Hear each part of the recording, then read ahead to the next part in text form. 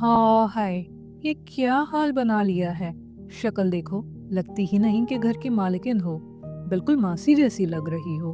बच्चे तो सबको तंग करते हैं, लेकिन इसका ये मतलब तो नहीं कि इंसान अपना ख्याल बिल्कुल ही छोड़ दे। ऐसे जुमले हमने कई बार सुने होंगे और शायद कभी खुद भी किसी माँ से कहे होंगे।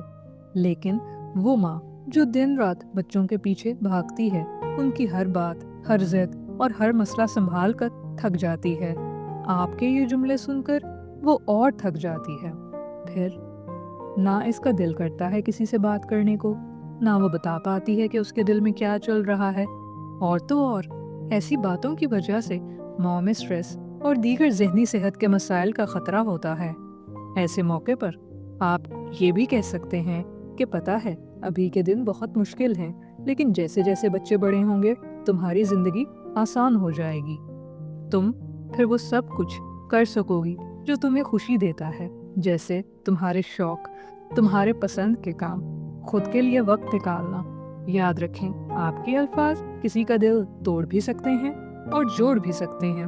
आप अपने बच्चों के बड़े होने के बाद खुद के लिए क्या करेंगी, हमें कमेंट्स में ज़रूर बताएं।